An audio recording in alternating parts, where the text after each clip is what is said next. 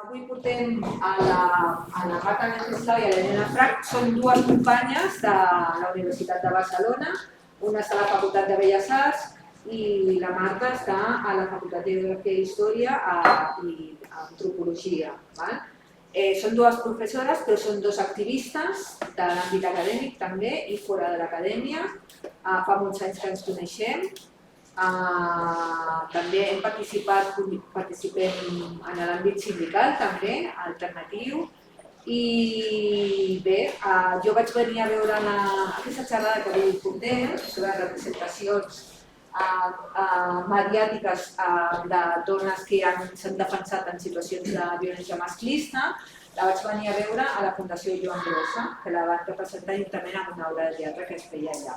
Llavors, ràpidament vaig pensar que aquí s'havia de veure en el context de cada dona, en el context de novembre feminista, perquè és un debat que necessitem fer-ho, de com podem fer un diagnòstic d'aquests imaginaris que es creen des dels mitjans i de com podem criticar i reapropar-nos d'aquests imaginaris justament per reconvertir aquestes visions que es donen de les dones que utilitzen l'autodefensa en situacions de violència masclista.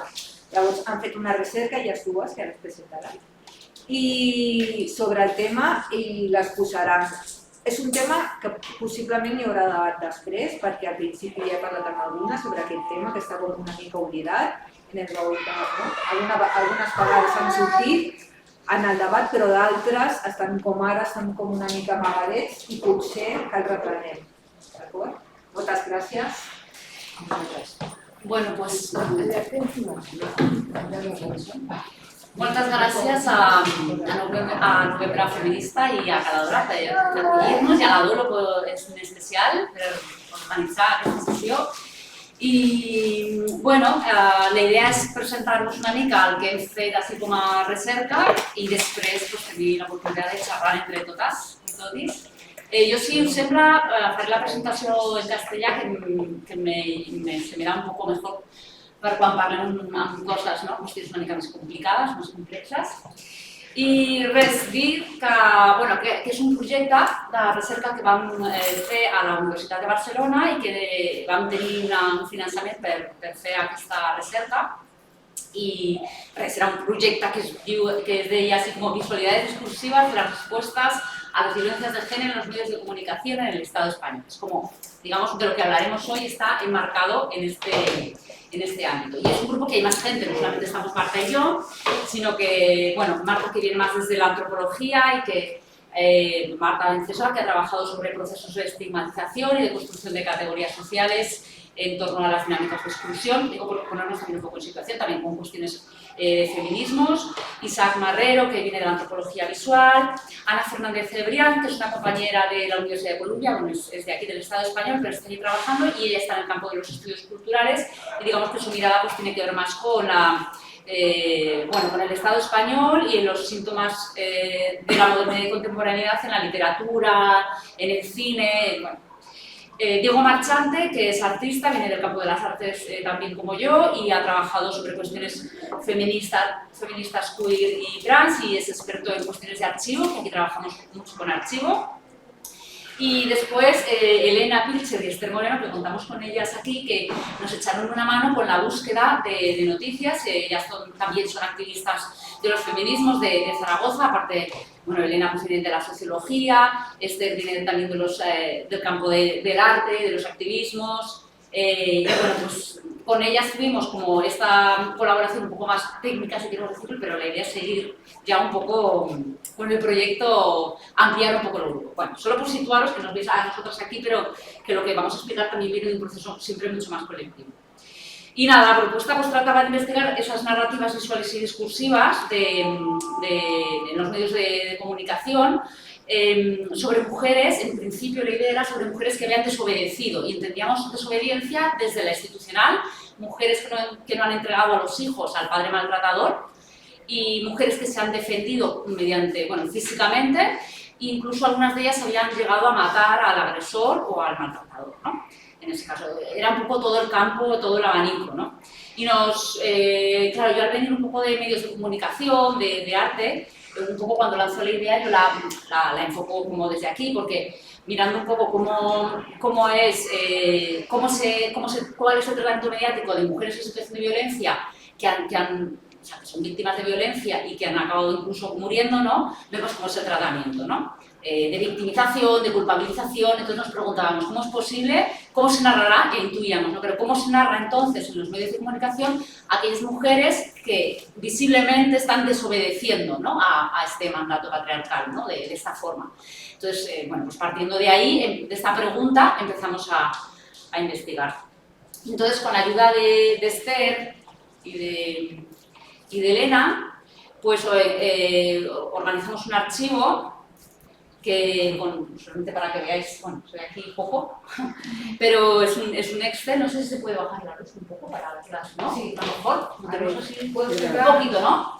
Nada, simplemente es que gracias a su curro incansable de buscar en internet, de buscar en hemerotecas, pues tenemos unas 80, 40 noticias de casos, de todos estos casos que hemos visto.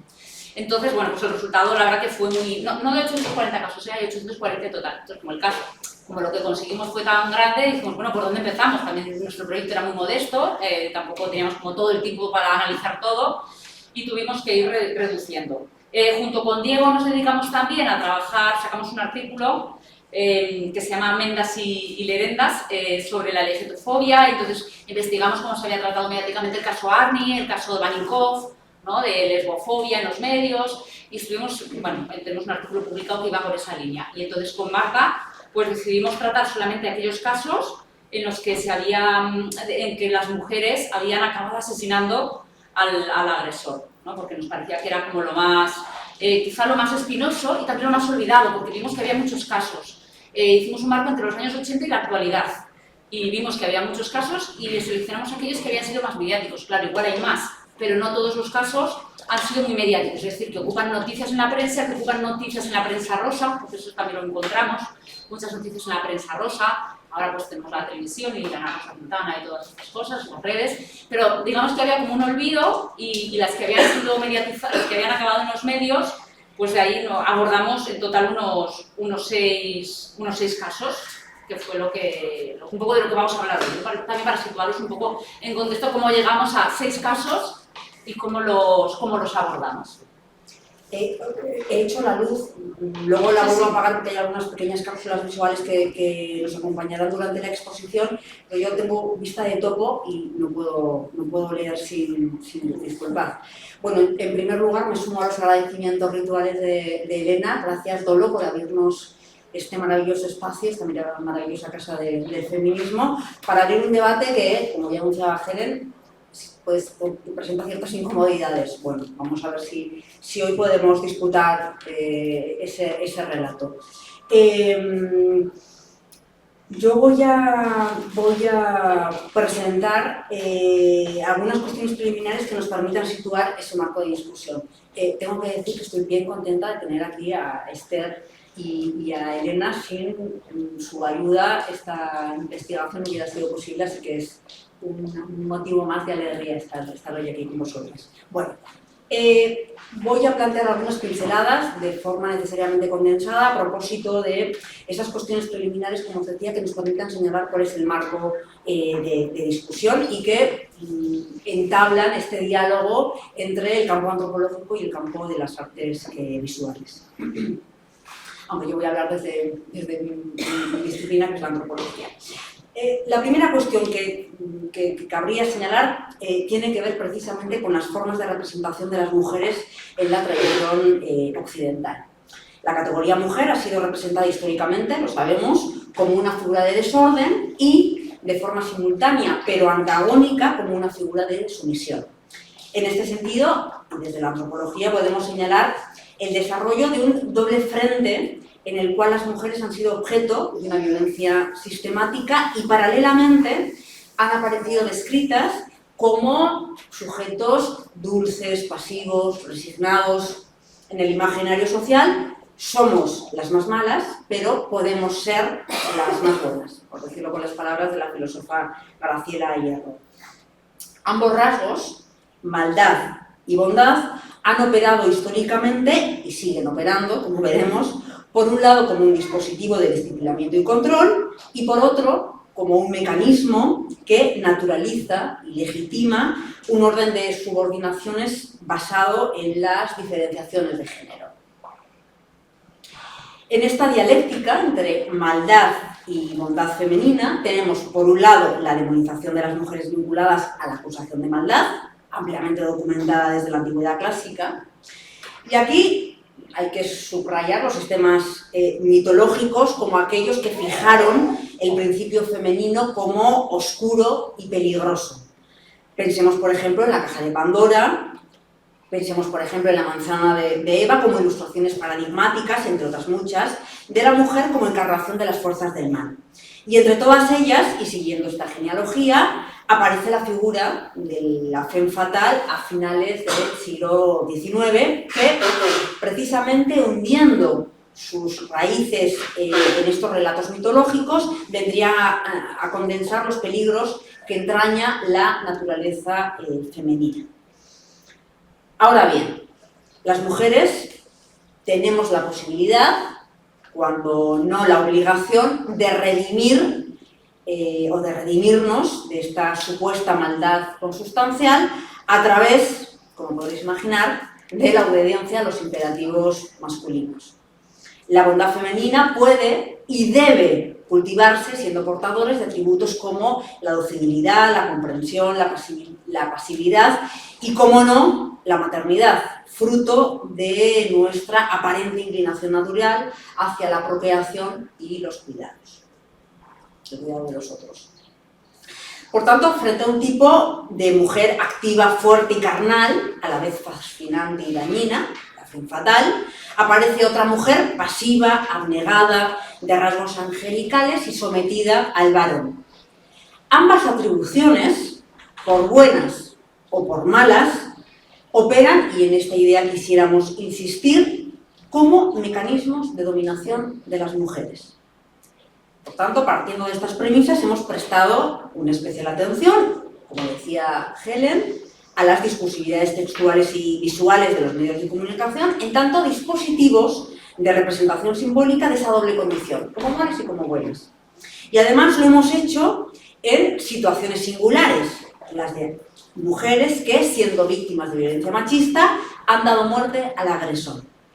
Nos parece que estos casos son paradigmáticos para el estudio de los códigos figurativos y temáticos que construyen las representaciones dicotómicas entre malas y buenas mujeres y, como veremos, su correlato entre buenas y malas victimarias.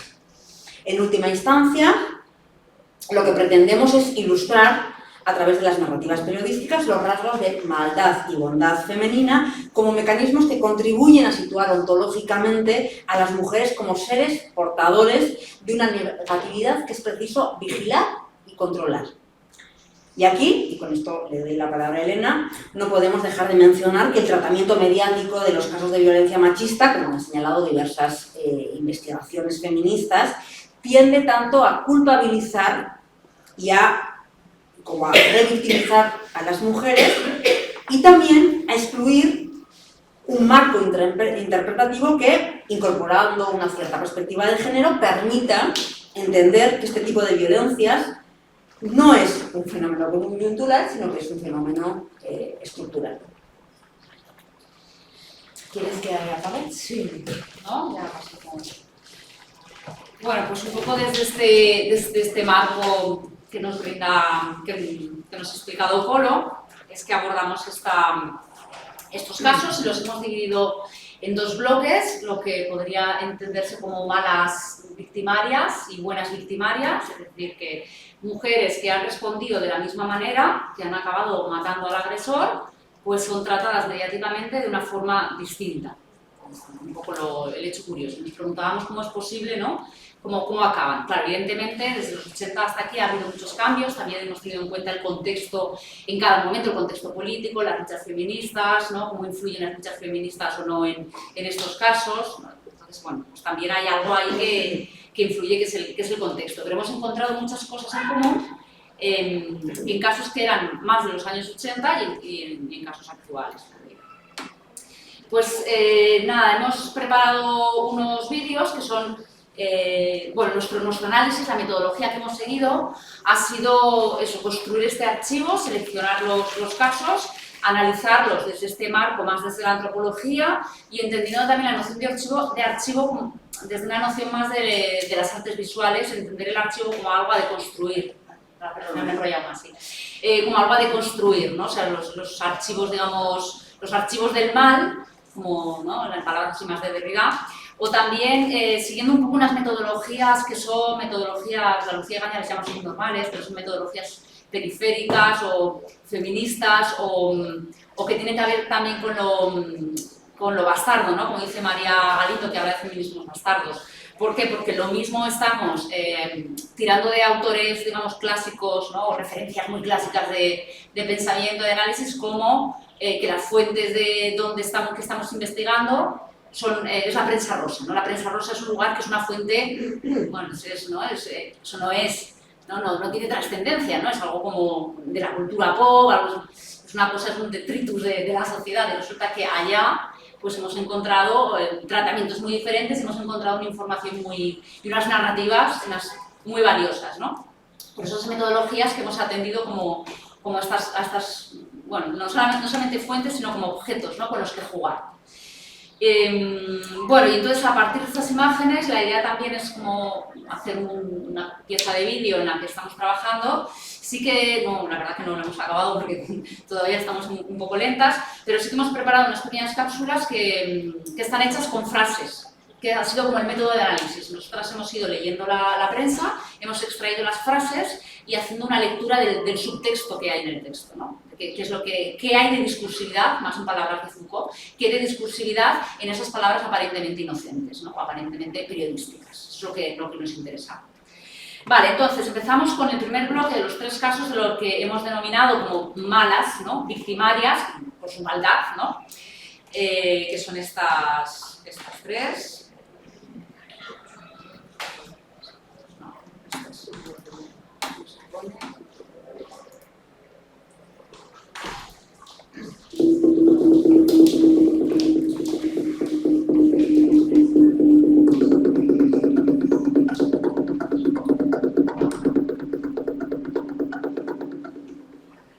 Lo paro un momentito y sigo hablando. Bueno, hemos visto, son 3, Neus Soldevila, Dolores Herrera y Rosa Guardia. Neus Soldevila es condenada a 28 años porque en el año 1981, junto a sus hijos e hijas, fue acusada de asesinar, de matar a su marido. Bueno, por contexto, estamos en el año 81, nos parece que quizá el tratamiento mediático a priori sería mucho, digamos, más machista que ahora, pero veremos que no, que hay muchos puntos en común. Su marido era un señor de Fuerza Nueva, que en principio era, bueno, catalanista, no sé si independentista, pero acaba en Fuerza Nueva, entonces aquello tiene mucha trascendencia mediática, ¿no? Una mujer se carga un tipo de Fuerza Nueva. Bueno, y trasciende mucho la prensa, y sobre todo la prensa rosa. Bueno, es un caso muy paradigmático. Y la bautizan, ¿no?, porque es una cosa que también encontramos en los sucesos, ¿no? Los sucesos, los motes, la apodan la Dulce Neus, porque se supone que tiene una voz suave. Dolores Herrera, en el 87, también es condenada a 28 años de prisión porque también da muerte a su marido y empareda el cuerpo con la ayuda de su hija. Ella lo mata, con la ayuda de su hija lo esconden en casa. Y los medios relacionan inmediatamente este caso con la Dulce Neus, ¿no?, con Neus Soldevila, y le apodan Dulce Neus de Granada. Y luego en el 95, Rosa Guardia, en Granollers, es apodada la Dulce Neus II y es condenada a 11 años de prisión por matar y emparedar a su marido. Bueno, en todos los casos son casos de violencia económica, física muy graves. Entonces ahora vamos a ir viendo fragmentos de vídeo donde hemos seleccionado estas frases y las voy a ir comentando.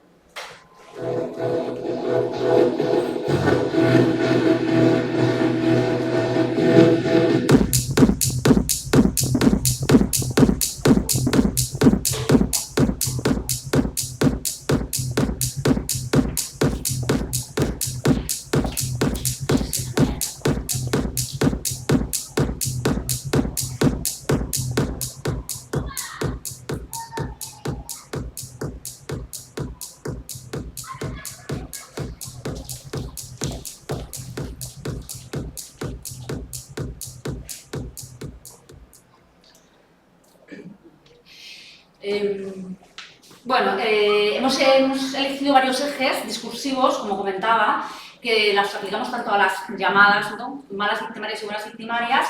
El primer hilo discursivo, lo primero que encontramos es la condición de clase. ¿Qué relación hay entre la condición de clase y la violencia? En los tres casos, como comentaba, se tiende a eludir la situación de violencia machista, o sea, no se narra en la prensa o se narra por encima, pero sí se narra como, por ejemplo, que los hombres son autoritarios, son víctimas del alcohol, víctimas del desempleo. En los casos de Dolores Herrera y Rosa Guardia se reitera en las noticias que vivían en barriadas y polígonos. El de Guardia es especialmente ilustrativo, porque varias noticias redundan en su situación económica empobrecida. Señala que su marido trabajaba en un vertedero o recogiendo basura y ella como empleada de la limpieza. Asimismo se cuenta que los hijos no aprobaron el graduado escolar y se sugiere que la escasa cultura está vinculada a estas relaciones afectivas embrutecidas, ¿no? Los malos tratos son explicados como una consecuencia de estos factores en lugar del machismo. En el caso de Neus Soldevila, por ejemplo, es al revés. Ella es una familia de nuevos ricos, ¿no? Se dedican a la construcción, es más de clase media tirando a alta. Y entonces es descrita como una mujer ambiciosa, caprichosa, que no administra bien el dinero, ¿no? Entonces lo que se lee, estos subtextos, es lo que leemos a través de estas palabras. En las imágenes tampoco nos adentraremos mucho, tenemos unas imágenes que algunas son de prensa rosa, otras son de noticias, pero vemos que también en las imágenes se destaca esa condición de clase, ¿no? Las imágenes, las fotografías, por ejemplo, del contenedor de obras delante de la casa, un edificio que se ve que es una barriada rodeada de otros edificios, ¿no?, de la periferia. O en el caso de Neus Soldevila, como en la prensa rosa, pues trascienden fotografías, ¿no?, pues de la peluquería, ¿no?, etcétera, etcétera. Seguimos con el segundo eje, con las malas victimarias.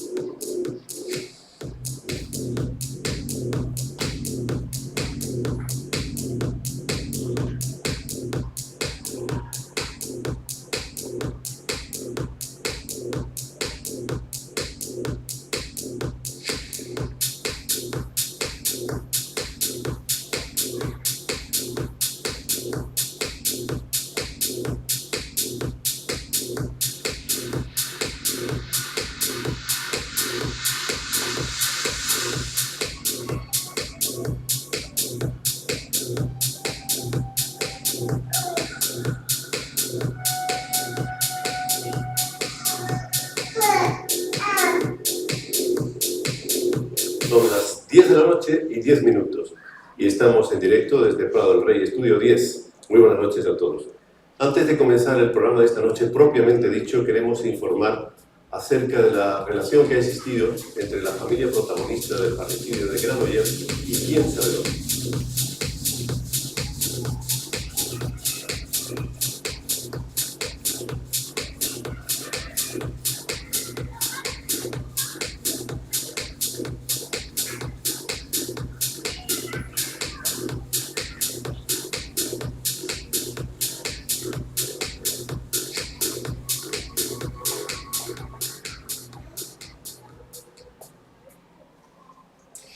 Bien, bueno, pues este segundo eje es lo que, bueno, hemos agrupado, ¿veis?, todas estas frases de diferentes casos, ya que se habla de lo femenino como asociado a la falsedad y a la manipulación. Hemos visto ahí palabras que se utilizan reiteradamente en las noticias, como manipular, instigar, convencer, inducir, urdir, ¿no? Y todo esto además lo relacionamos con la narrativa melodramática, ¿no?, que se supone que la prensa, pues hay prensa literaria, hay artículos literarios o artículos de sucesos, pero lo que nos llama la atención es el estilo melodramático, que el melodrama es un género de la ficción, ¿no?, además también femenino, ¿no? ¿Por qué? Porque se despliega todo tipo de detalles, ¿no? Se dan detalles de las personas involucradas, se dirige la atención a la presentación del delito y a su resolución, sin incorporar una reflexión sobre las causas, ¿no? O el contexto que lo constituyen. El acento mediático en la premeditación y el cálculo de sus acciones lo que hacen es invisibilizar este argumentario en favor de la defensa frente a la violencia machista, ¿no? Como dice la calculadora, Neus tenía mucho que ocultar, era lícito ajusticiar al tirano, no mostraba un arrepentimiento, etc. En las imágenes podemos ver también, ¿no? Como qué imágenes se eligen. La imagen en blanco y negro de Neus Soldevila con su abogado está tomada desde lejos y ellos miran así de reojo a la cámara cuando están hablando, ¿no? O sea, también nos está dando unas connotaciones, ¿no? Qué tipo de imágenes se utilizan para ilustrar las noticias. O la mirada de Rosa Guardia, que también está como medio sonriendo, ¿no? En fin. Seguimos al siguiente bloque, que tiene que ver con la desobediencia y el arrepentimiento, cómo se narra esto.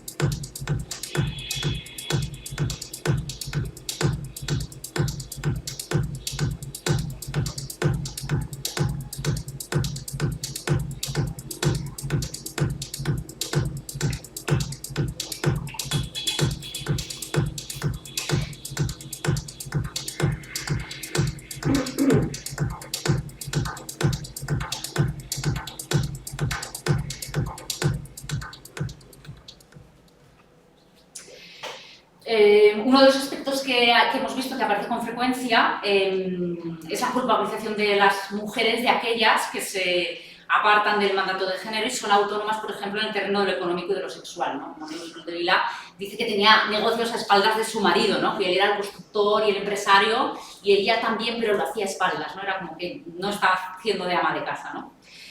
En el caso de Soldevila, que es paradigmático, pues eso, Libertad Digital, que es un medio que habéis visto, ¿no? No estamos comentando los medios, pero tanto Libertad Digital como la ABC, pero como El País, El Periódico, etcétera, etcétera, La Vanguardia, todos los medios reflejan estas connotaciones.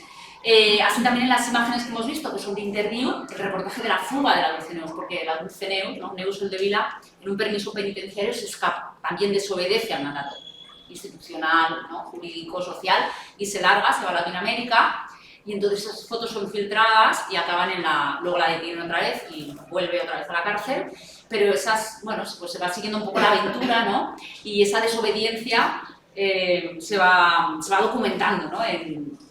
Pero luego, sin embargo, la prensa es algo que hacen mucho los periodistas cuando entrevistan, incluso periodistas con buena intención. Cuando entrevistan a estas mujeres siempre les acaban preguntando, ¿pero te arrepientes de lo que has hecho?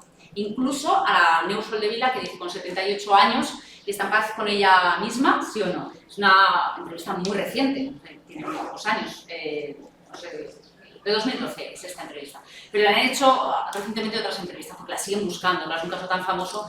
Y esta pregunta siempre aparece, ¿no? Los periodistas muchas veces se ponen como en el lugar de los jueces, siempre quieren saber la verdad, ¿no? Como los ucranianos, estas cosas. No quieren saber la verdad y quieren dar una legibilidad moral al asunto. Y nos encontramos esta reiteración de buscar el arrepentimiento. Seguimos con otro eje, ya el último.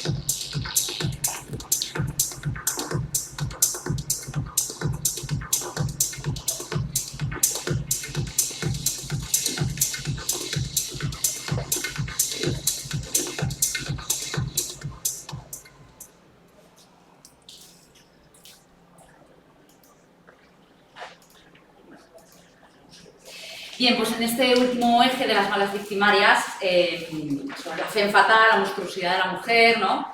Pues vemos estos aspectos corpóreos sexualizados, ¿no? Como dice Linda Williams, sobre los personajes femeninos de la ficción del melodrama, siempre están ligados a su agencia sexual, ¿no? Es un clásico, ¿no? Entonces encontramos que en casos reales, en historias reales, se aplican elementos de la ficción, ¿no?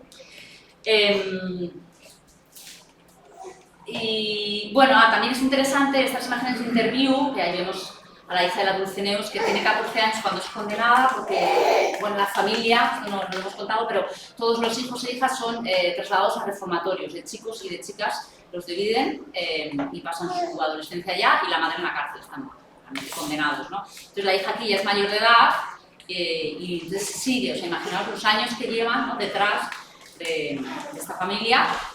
Sobre todo a ellas, a los chicos no han sido objeto de interés por parte de la prensa, solamente ellas.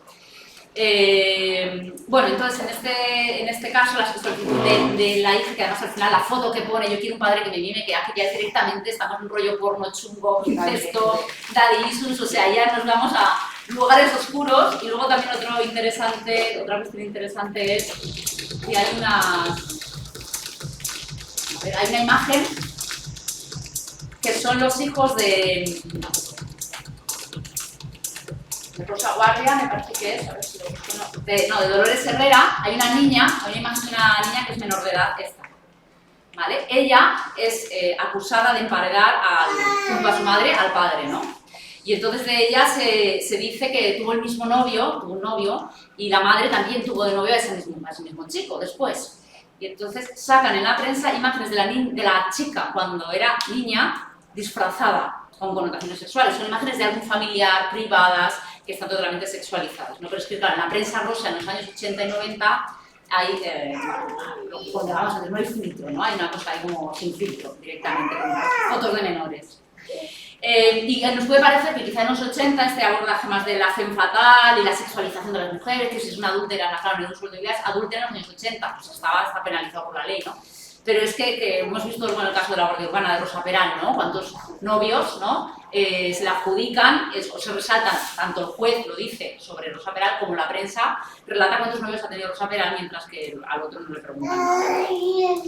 Bueno, pues estos atributos que tienen que ver con la monstruosidad, como hemos visto, ¿no?, porque se asocia a lo irracional, a lo animal, ¿no?, a la amante religiosa, ¿no?, que devora al macho después de follar con él, etcétera. Y bueno, pues para finalizar este bloque, simplemente decir que nos hemos basado un poco también junto con Ana, que como viene de los estudios culturales, nos ha dado mucho a pensar, a analizar estas cuestiones de lo melodramático y del suceso, ¿no? Ana nos recordaba que Roland Barthes, que es como estudioso de la imagen, teórico de la imagen, habla que de hecho el suceso como género periodístico ya es un hecho monstruoso, es un hecho informe, que no está catalogado, es lo extraño, ¿no? Y además aquí en el Estado español se vincula mucho las noticias de sucesos con la literatura folletinesca del siglo XIX y tiene un estilo muy similar. Y sobre todo lo que hemos encontrado son estas características melodramáticas, que se realza la vida cotidiana, no se entra en, digamos, en cuestiones estructurales, que hay un universo moral, ¿no?, que pretende ser moralizante, ¿no?, a través de estas cuestiones del melodrama. Y bueno, que hace un poco de correa transmisora entre esos valores dominantes que tenemos, pues, patriarcales sobre el asunto. Ya no me enrollo más. Doy paso a Marta. ¿Qué te parece? Sí. En sí, pasamos a la segunda cápsula entera. Sí. Vale. Yo voy a hacer un esfuerzo de síntesis, porque creo que merece la pena tener un espacio de tiempo para perder el tiempo en el debate. Entonces, la pasamos entera y trato de hacer... Me he pasado de tiempo, pues. No, es para que el que hemos empezado tarde, etcétera, es para tener... Vale. Porque todavía nos queda un ratito de exposición, yo trataré de ser así breve.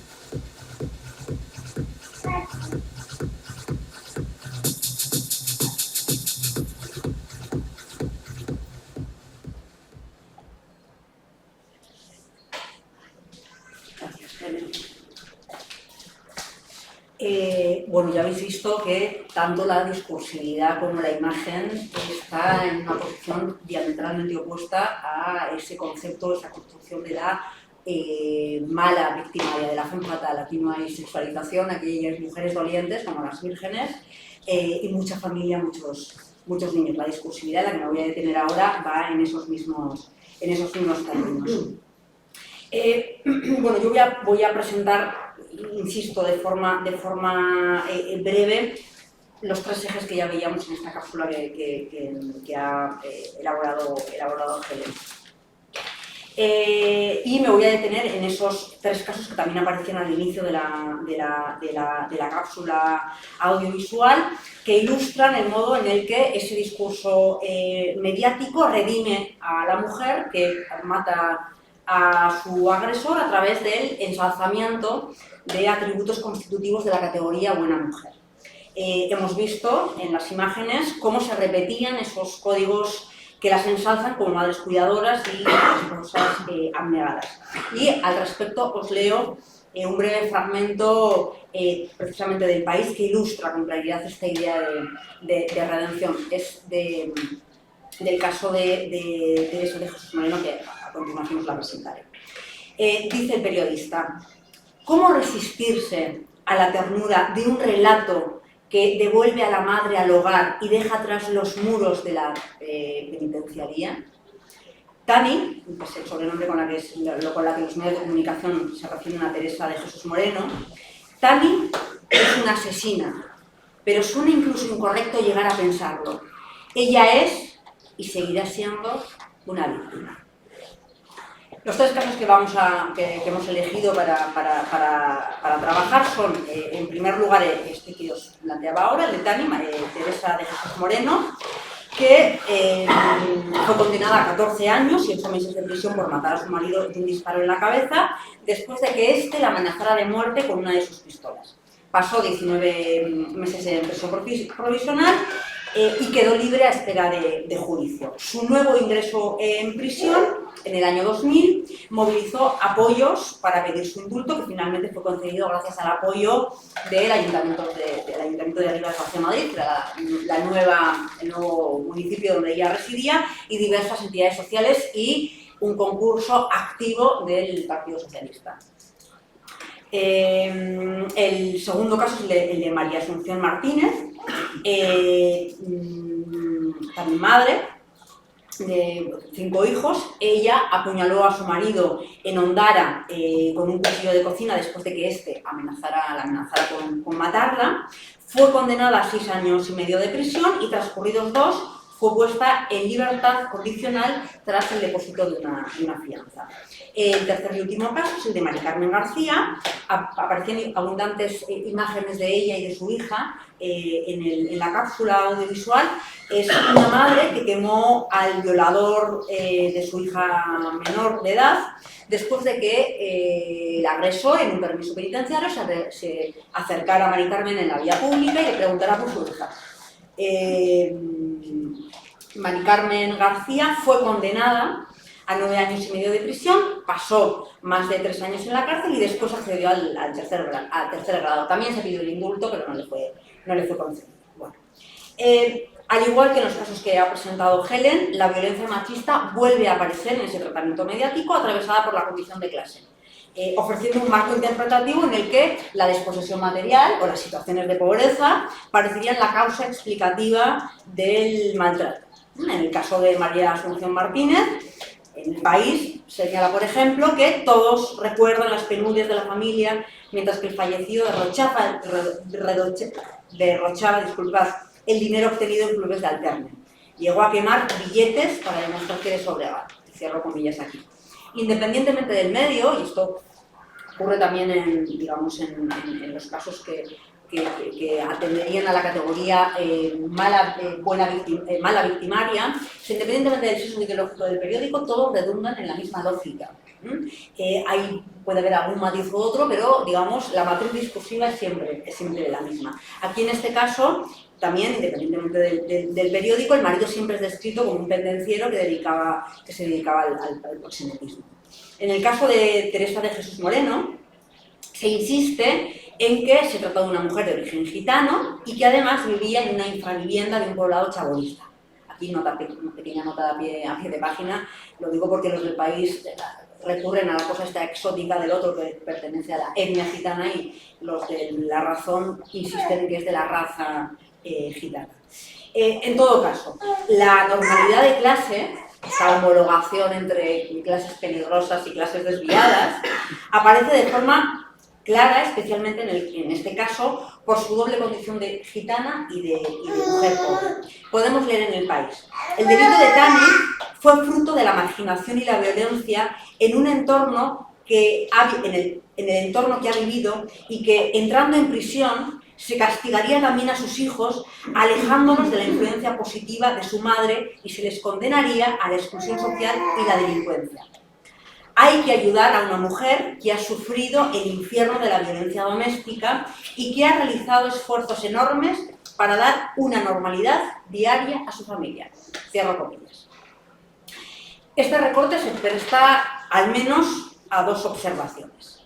Por un lado, Moreno aparece no como culpable de un crimen, sino como víctima de un entorno degradado y degradante.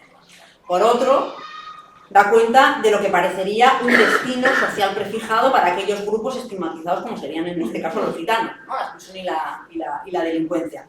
La posibilidad de redención aparece de la mano de, abro comillas, la influencia positiva, cierro comillas, de una madre que pone su empeño en normalizarse y con ello normalizar a su familia.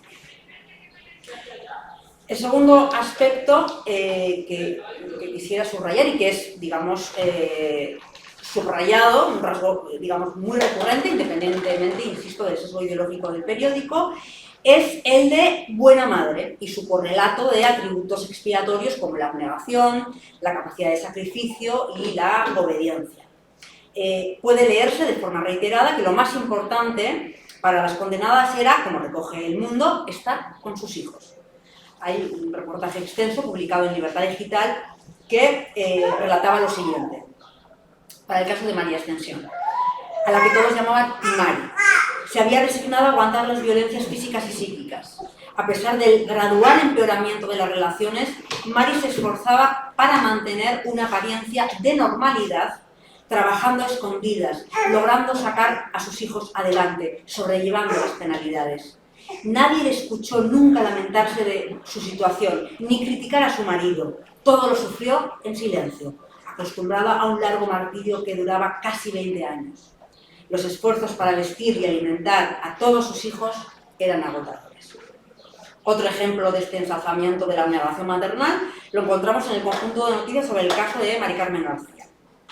El periódico Las Provincias señala, lo veíamos en la cápsula audiovisual: hubiera preferido morirme yo a que la violaran a ella. O elijo morir a que la violen, que es precisamente el título de un reportaje de corte sensacionalista del diario Hoy.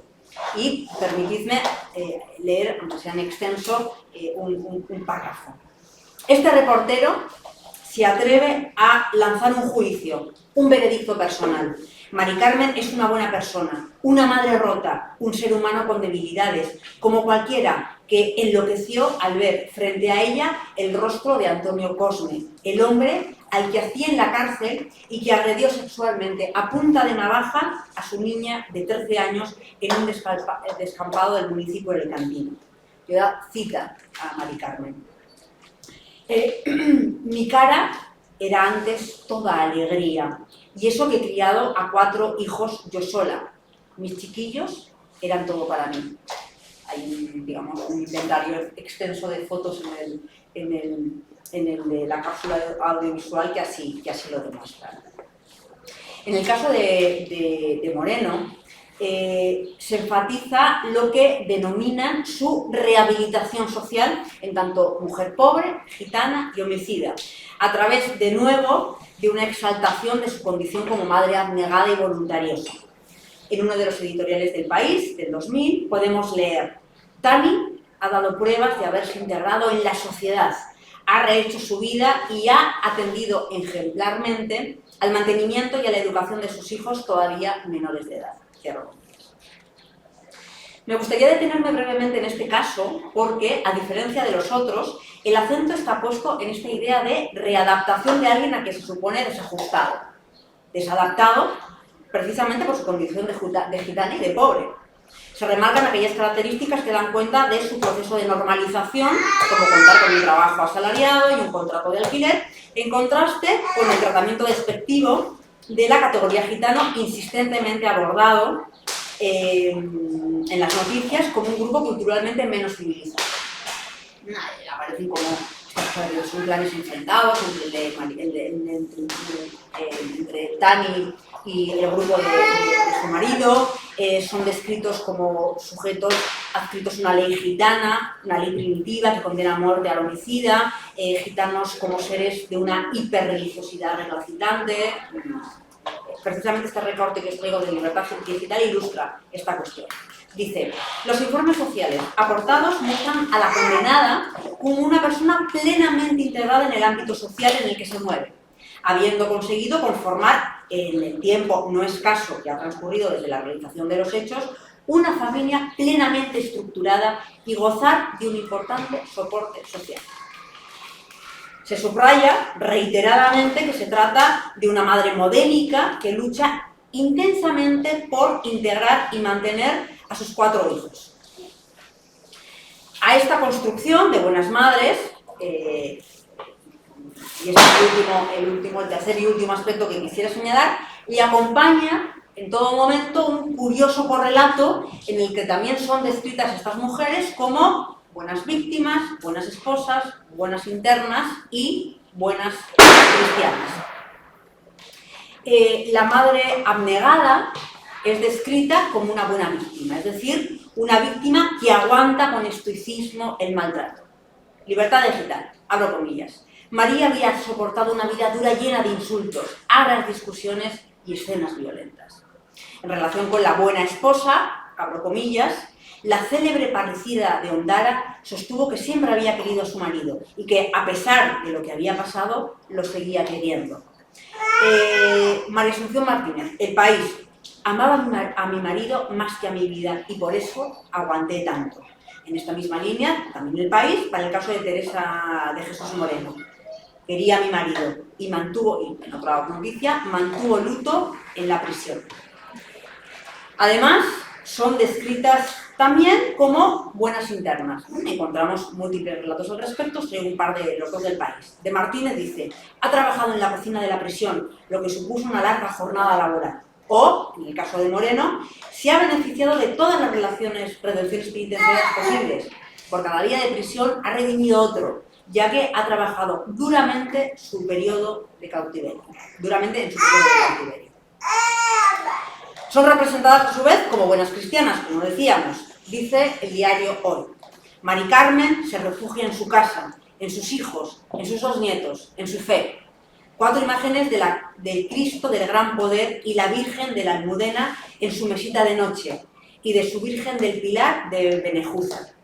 Y la cita textualmente: lo que más me duele es llevar 5 años sin poder ir a la romería.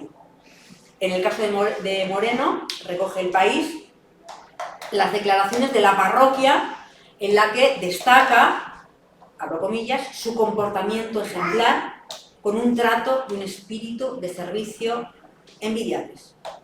Y aquí, y con esto finalizo, es importante señalar el apoyo de ciertos sectores a estas mujeres, ciertos sectores considerados respetables, como asociaciones de amas de casa o asociaciones de jubilados y, por supuesto, la Iglesia. Como un elemento que certificaría la condición de buenas mujeres y, por tanto, como merecedoras de amparo. Ante la detención de Martínez, por ejemplo, El País recoge en extenso que la Asociación de Amas de Casa y de Jubilados de su localidad fletaron 2 autobuses con la intención de trasladarse a Valencia para entrevistarse con la reina Sofía y pedirle a ella que estuviera en libertad antes del juicio. Lo mismo pasó en el caso de Moreno, con reiterados artículos, sobre todo El País, medio por excelencia del PSOE, que recogen los apoyos al indulto promovidos, entre otros, por el Partido Socialista, por Izquierda Unida y también por diversas entidades sociales y religiosas.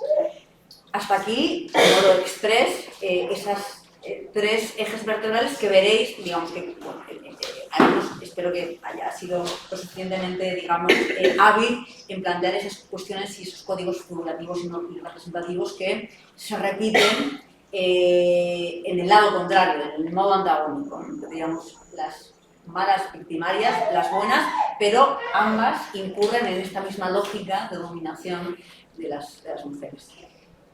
Sí.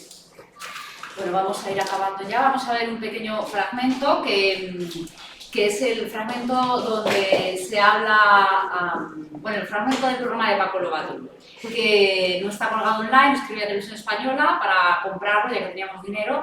Televisión Española se niega a vendernos el material. Yo le digo, somos la Universidad de Barcelona, estamos haciendo una investigación, y entonces al final me contestaron diciendo que lo iban a colgar en el archivo un día.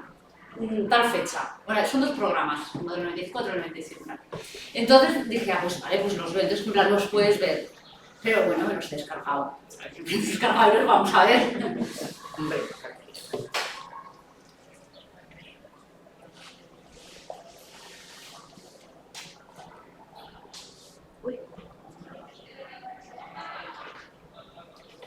Antes de comenzar el programa de esta noche, propiamente dicho, queremos informar acerca de la relación que ha existido entre la familia protagonista del parricidio de Granollers y quién sabe dónde.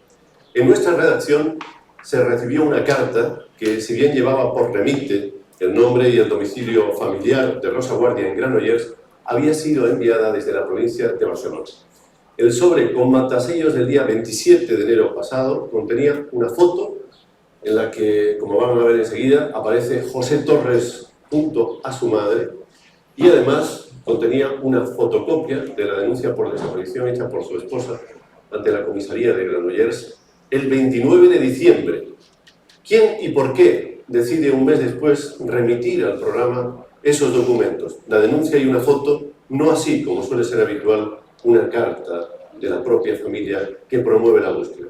Esas preguntas aparecen cuando se ponen en marcha los mecanismos habituales para atender las peticiones de búsqueda. Nuestros compañeros, puestos a trabajar, se encuentran en efecto con una serie de vacilaciones y contradicciones, tal como relata este breve reportaje. Hasta ahí. Y solo hasta ahí los pasos dados por el programa. No seremos nosotros quienes adelantemos conclusiones que ahora ya corresponden únicamente a los jueces. Pero sí es un hecho cierto que la confesión de Rosy, la hija de 17 años, se produce en las horas siguientes al intento de este programa, quién sabe dónde, por verificar sobre el terreno todos y cada uno de los datos que se nos había remitido, como hacemos siempre antes de proceder a la grabación de un mensaje de búsqueda. Dicho todo lo cual, dejamos aquí el tema y damos comienzo ya al programa de esta noche. Vale, entonces hago una pequeña pausa. He seleccionado solamente estos fragmentos porque hay más parte del programa para que nos diera tiempo. Hay un reportaje que salen los periodistas yendo a casa de Rosa Guardia, buscando a los hijos, preguntando en el barrio, bueno, es como más sensacionalista, y entonces pues para evidenciar la falsedad, ¿no?, que había detrás, ¿no?, de todo esto. Lo he cortado para no alargarlo. Y entonces 2 años después, en el 97 o el 98, creo que son 3, ahora No. Vuelve otra vez Paco Lobatón con el mismo tema, pero desde otro lugar.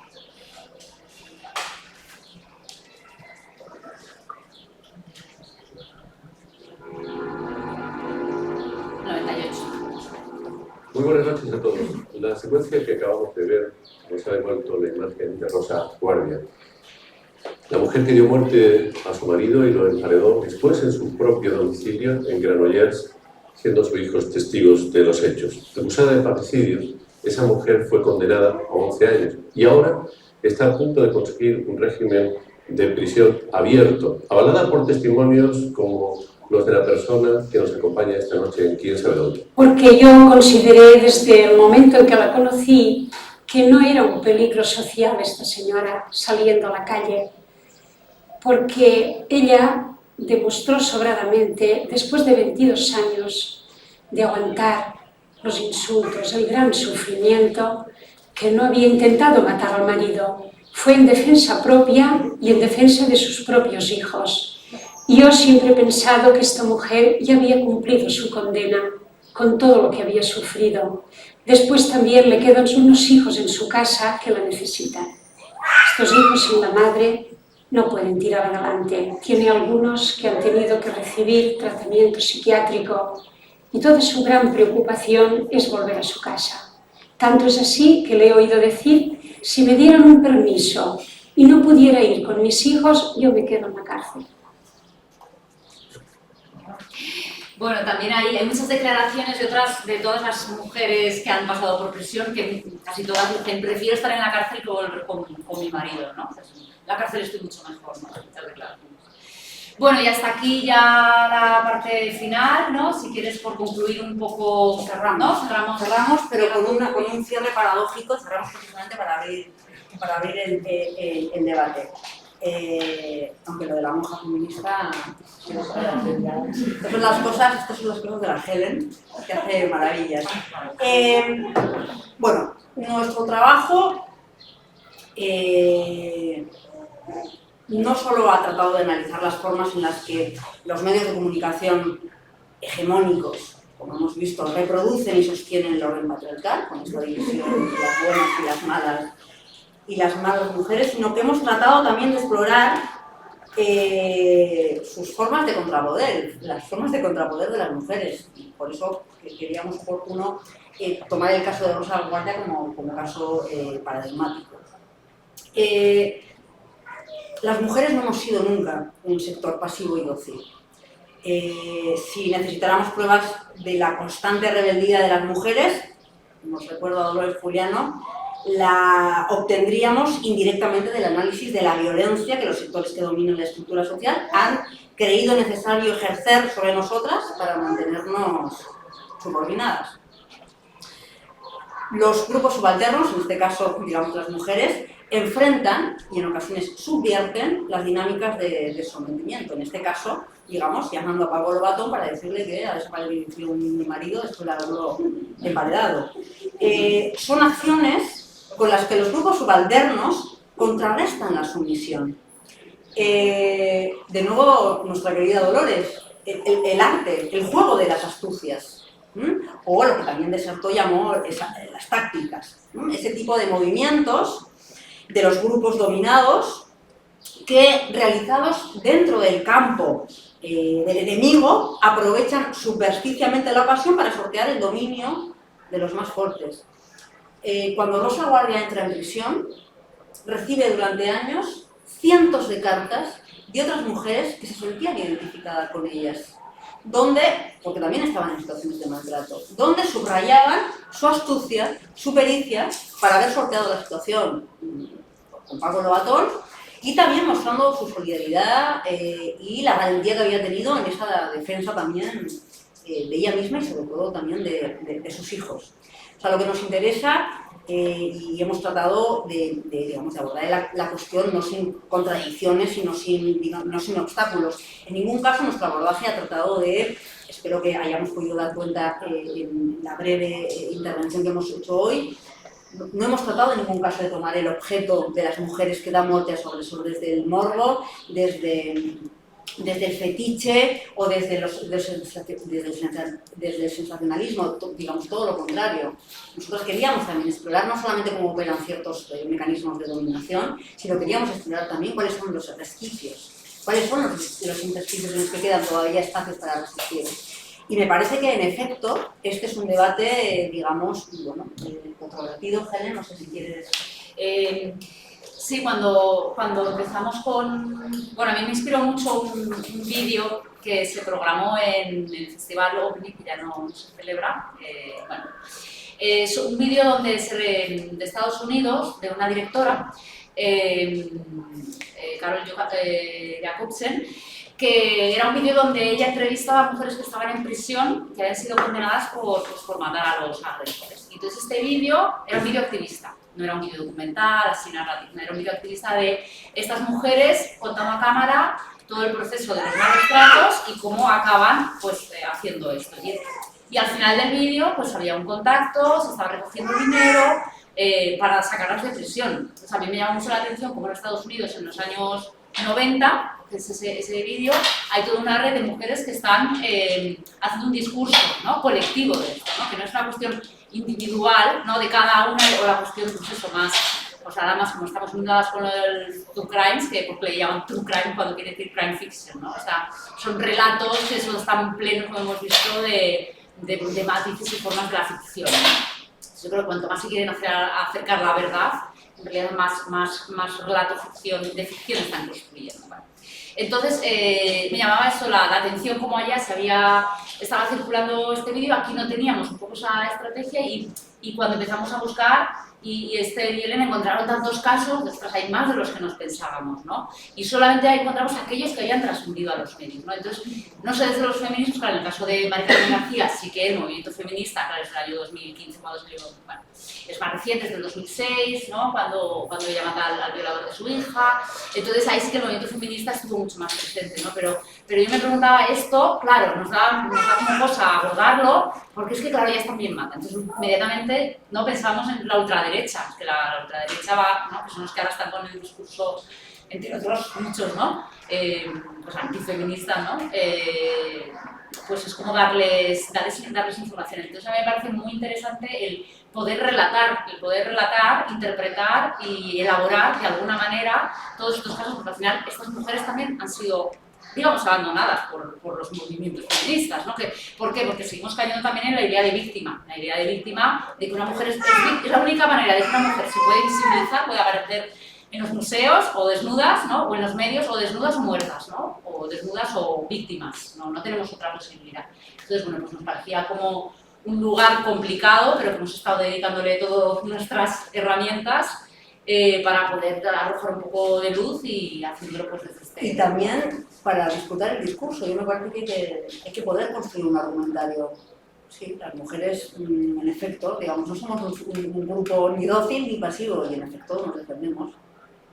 No solamente con astucias, también con pistolas.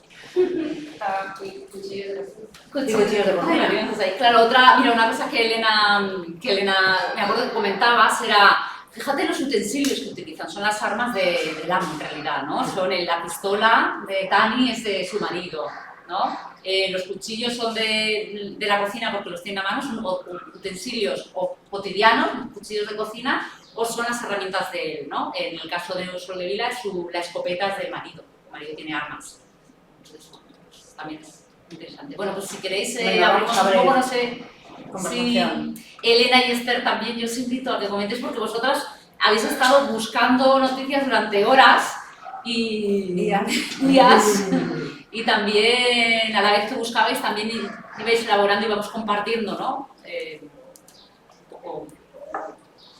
Bueno, yo comentar de lo que habéis visto y tal, que es bastante flipante, como en las buenas victimarias sí sale la cuestión de que era una relación en la que ella recibía violencia, y en las otras, bueno, pues igual sale un poco, pero se invisibiliza, que es un poco lo que habéis contado también, que me sigue flipando, también. Y no sé si también tiene que ver con cómo se entiende, que le estaba dando una vuelta, porque también hace mucho tiempo leí una americana, en Estados Unidos ha trabajado muchísimo más la cuestión de autodefensa en muchísimos sentidos de forma colectiva, pero un poco el entendimiento de la autodefensa en términos patriarcales. Porque en términos patriarcales la autodefensa se entiende que tiene que ser en una búsqueda ante una agresión física y de defenderte en el momento.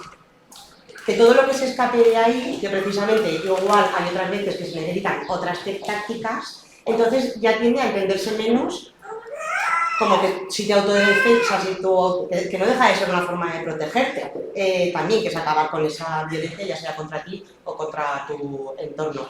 Y me parecía, ahora viendo los casos, así recordándolo un poco, que en las buenas victimarias también se habla de que ellas se defendieron en el momento en que les estaban atacando. Nada, que he hecho este cruce así como un poco ahora haciendo una revisión de los propios... Salvo en el caso de Mari Carmen García, sí. Es verdad que ella se defiende en lo del miedo insuperable, ¿no? Que es el argumento este, que es en el momento de la reacción, ¿no? Como que me he defendido. Claro, por ejemplo, en el caso de Neus Soldevila, que ella, junto a sus hijos, ¿no? Matan al tipo cuando está durmiendo, supuestamente lo han drogado, ¿no? También esta cosa también popular del veneno, el cianuro en el café, como dice el couple. Claro. Pero en el caso de Neus Soldevila, ella debía dinero por los negocios que tenía y el lunes el banco iba a avisar al marido de que faltaba pasta en la cuenta, de que se iba a desvelar su forma de vida, bueno, su actividad económica, y tenía miedo de la reacción de él.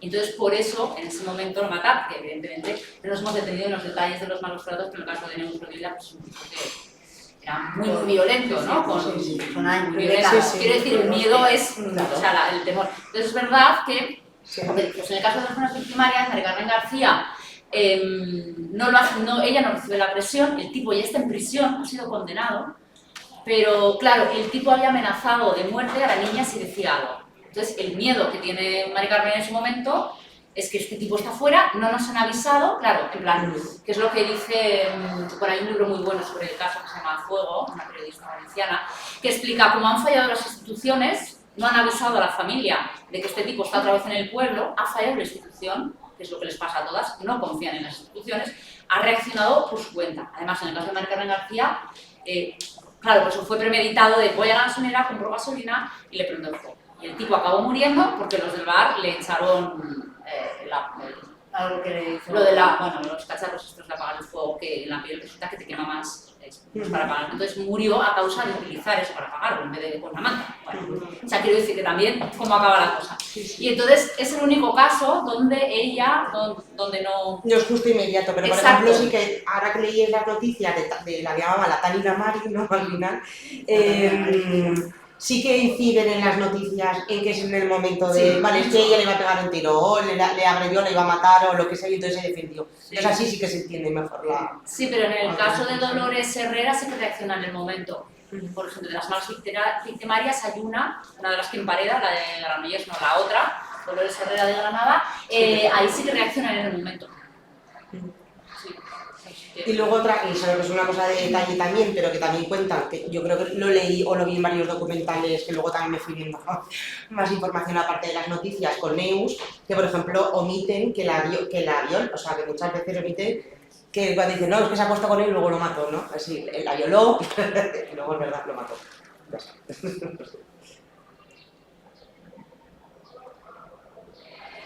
Sí, bueno, una cosa que nos llama mucho la atención, que ya comentamos, fue que mirábamos prensa en casa, por internet, pero queríamos mirar Interview y no estaba disponible. Y desde Zaragoza no se podía consultar en ningún sitio, pues porque todavía está en la Biblioteca Nacional, pero que teníamos que ir a Madrid, por cuestiones empresariales, ¿no? Que no está de libre acceso. Entonces al final vinimos a Barcelona, nos encerramos 3 días en la Biblioteca de Cataluña y estuvimos mirando 15 años de Interview, unos cuantos años de Interview en papel. Y las dos nos pegamos un atracón de Interview. Pero entonces me llamó muchísimo la atención que era muy crudo, muy sensacionalista, pero, o sea, no tenía filtro, pero en esa ausencia de filtro también había una diversidad de reportajes y de enfoques que yo no sé si, que tal vez ahora no están en los medios de comunicación o que cuando salen en las redes sociales son muy atacados, ¿no? Porque lo Pero mismo que había enfoques feministas. fotografías, lo mismo que había reportajes sobre menores abusadas, con las fotografías de las menores y de sus familias y de pobreza y de marginación, etcétera. A la vez había revuelta de trabajadoras sexuales en París, que se encierran en una iglesia, a la vez había en realidad todo lo que tenía que ver con sexo, sexualidad, estaba allí súper mezclado, ¿no? Pero había voces de feministas, ¿no? De Había feministas, feministas. que en la prensa ni en el país sale nunca ninguna voz, y en interviews sí que hay voces de Sí, activistas había feministas hablando de, ¿no? Una ausencia de filtros muy llamativa, ¿no? Sí, porque es prensa más popular, es un código más popular, y en la prensa burguesa no, la prensa no seria, la prensa seria aparentemente se supone que tiene otro tipo de relato, ¿no? Pero...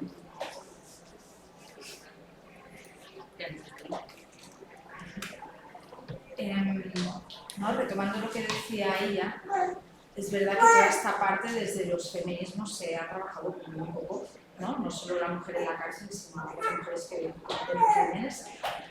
Y es muy bestia, porque realmente la diferencia de pena entre homicidio y asesinato son muchos años. Y claro, la mayoría de mujeres, ¿no? Que digamos, abordan estas situaciones desde un lugar de no exposición física, necesariamente hay, ¿no? Un urdir, una trama, una planificación, y por lo tanto todos estos crímenes en general son asesinatos y no homicidios. Cuando ellos las matan a ellas, una parte súper importante de los procedimientos es demostrar que son asesinatos y no homicidios. O sea que las guerras jurídicas son muy dispares y efectivamente la legítima defensa no es un instrumento al que podamos acudir. El miedo insuperable también es una cosa como muy específica que cubre unos casos también muy de laboratorio. Y por ejemplo otras figuras que se han aplicado del otro lado, como la legítima defensa putativa, es decir, cuando tú agredes o actúas, ¿no? Con contundencia porque estás convencida de que te van a agredir, pero no en el momento, sino con un futuro más o menos inmediato, que es lo que se aplicó, por ejemplo, al hijo de los Tous. ¿Os acordáis de este caso? Sí. La legítima defensa putativa no se aplica a la mujer en la vida. O sea, hay figuras jurídicas que nos servirían, digamos, a nivel de defensa y a las que tenemos completamente vetadas.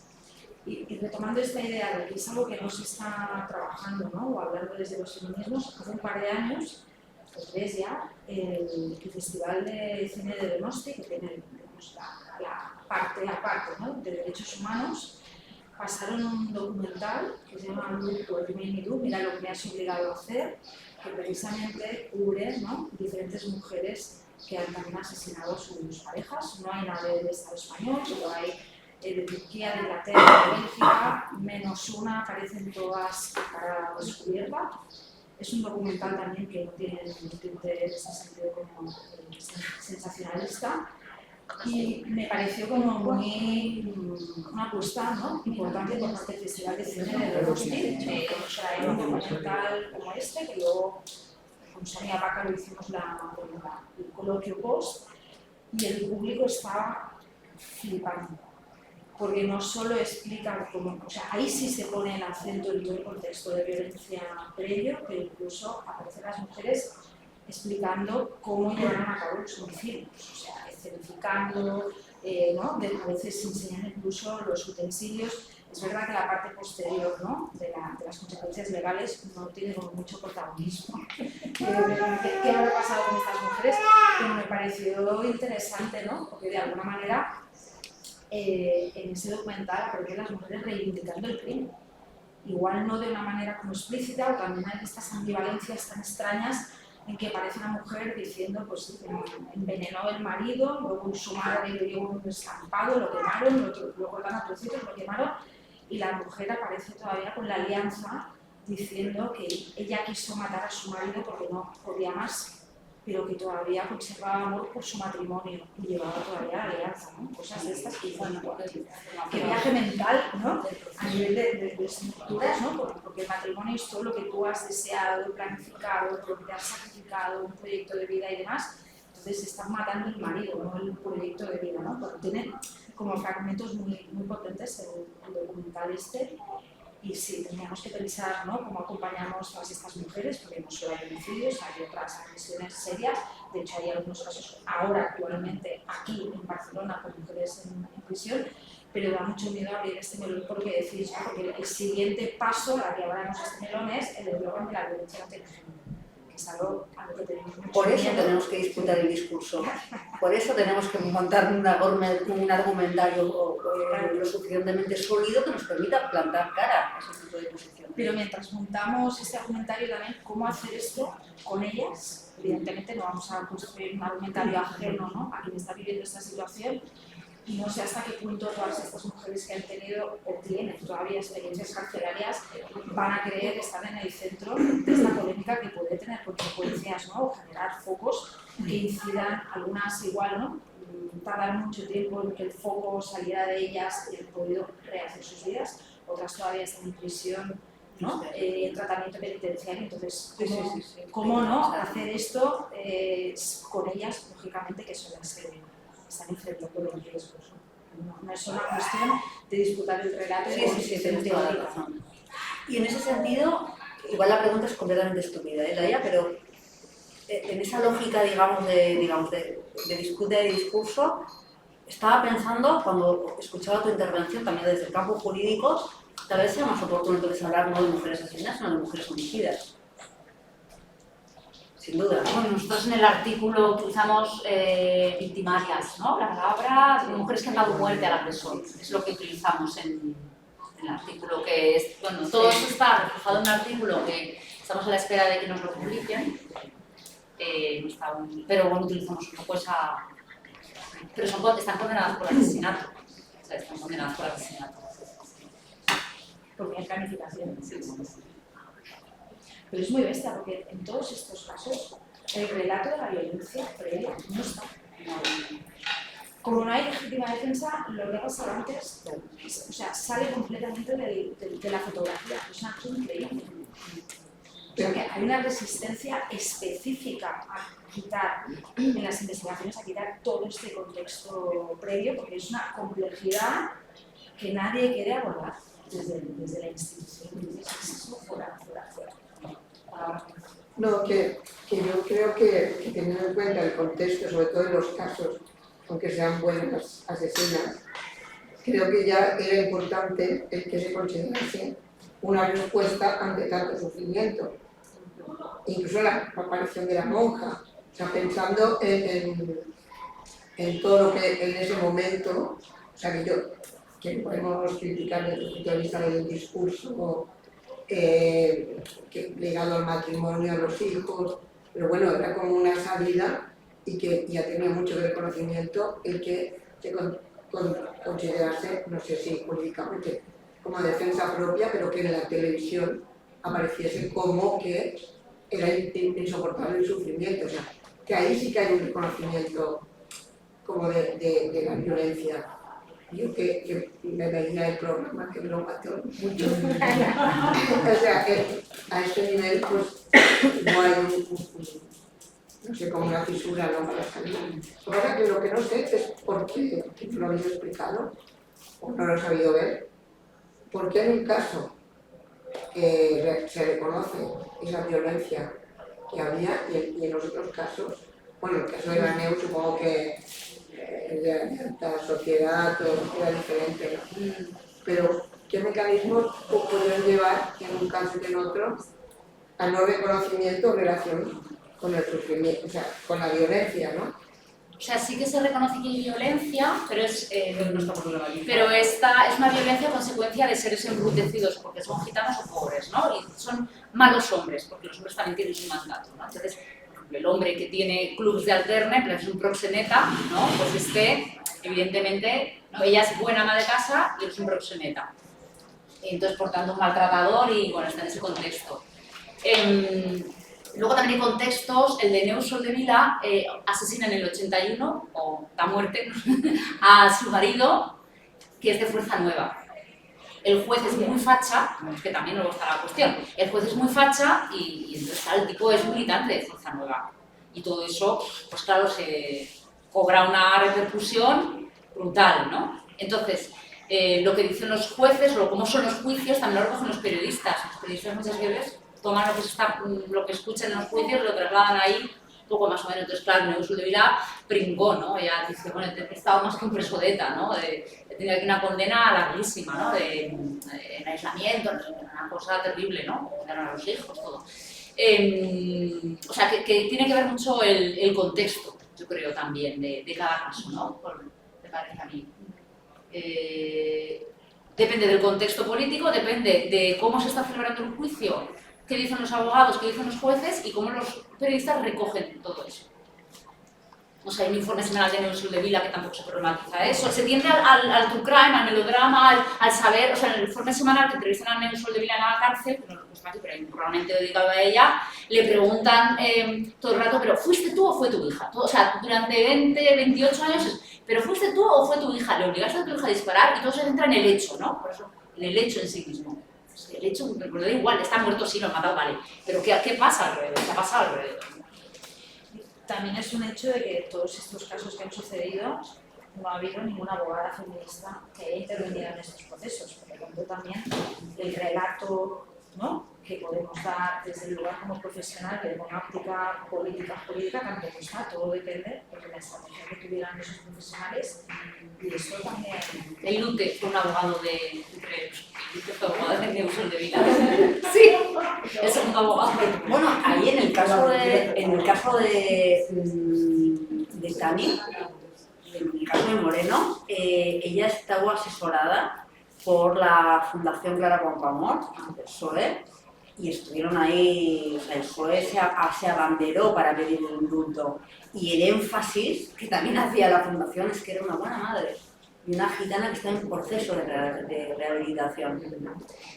Ese fue el énfasis. Sí, cuando hay el tratamiento también de buenas victimarias es cuando hay un tejido social alrededor, un tejido de apoyo, que, pues eso sí, el tejido de apoyo es reaccionario, eso sí, salvo en el caso de María Carmen García, que es curioso porque los movimientos feministas se acercan para darle apoyo y ella no quiere, en plan, yo de feministas no quiero saber nada. Y es el abogado, claro, no, yo con esto no, yo soy una mujer cristiana buena, ¿no? Bueno. Y entonces el abogado la convence a ella para que se deje apoyar. Y aparte de ella también empieza a salir mucho en prensa, ya en los 2015 en público, hay buenas entrevistas, ¿no? Hay todo otro tipo de relato en torno a ella, ¿no?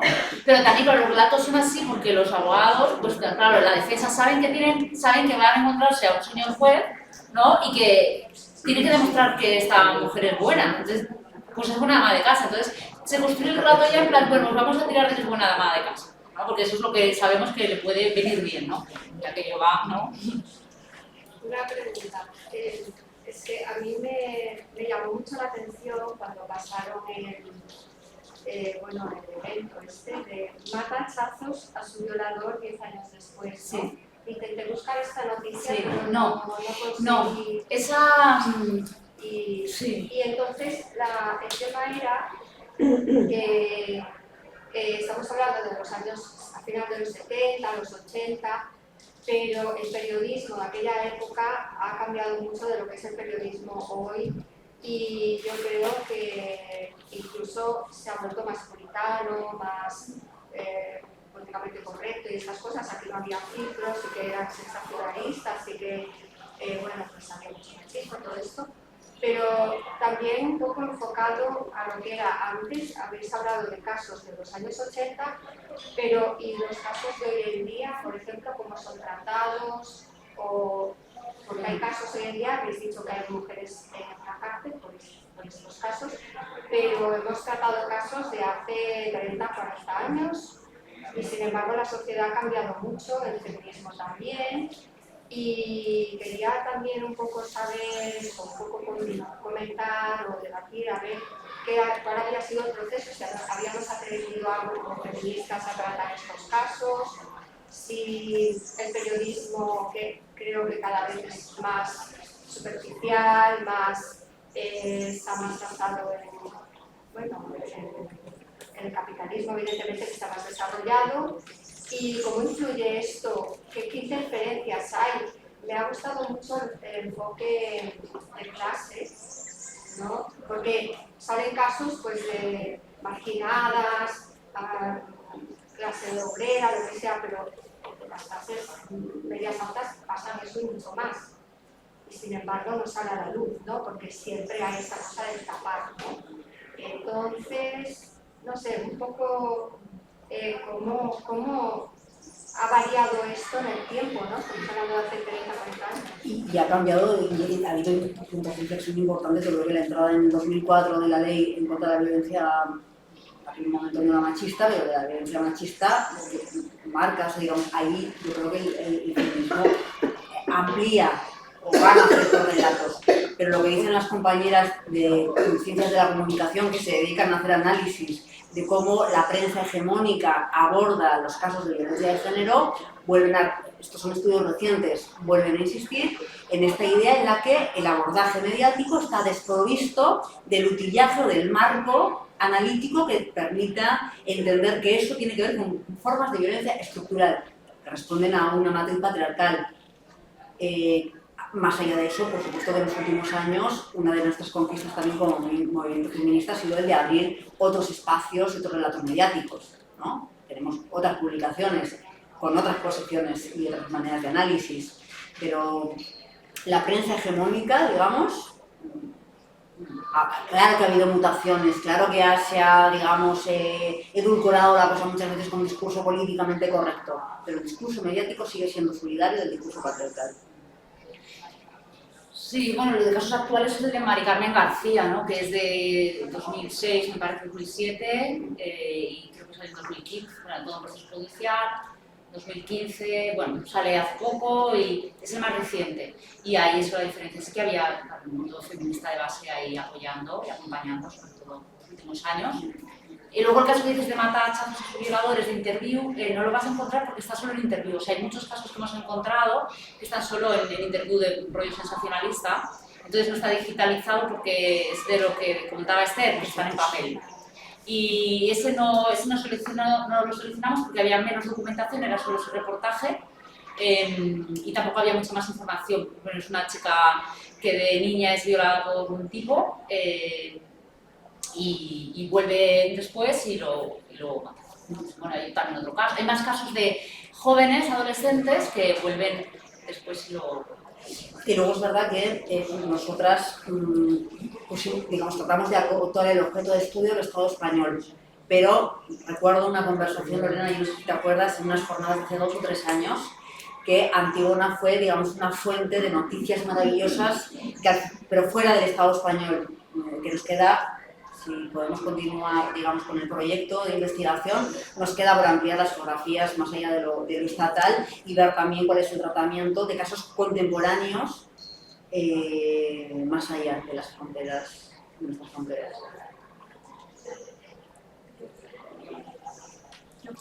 Sí, un momento, Eva, perdona Lorena, es que yo no sé si alguien... es que, perdona, estaba... pero que... Estaba dándole muchas vueltas cuando dijiste que había un documental de los años 90 sobre estos temas. Yo también pensaba que aquí también que ahora es catedrática del Derecho Penal en la Pompeu Fabra, que escribió un libro que para nosotras en Latinoamérica era como poner Yuma la Foucault, digamos, que era la legítima defensa de la Raudio. O sea, cuando no había leyes de violencia, se planteaba como la única posibilidad de defensa en estos casos, darle una vuelta a la legítima defensa o exigir que sea reinterpretada de otra manera en atención a las condiciones de violencia. Entonces, en Latinoamérica leíamos con mucho interés esta idea de repensar la legítima defensa. Pero aquello también después quedó como en el cajón de los olvidos.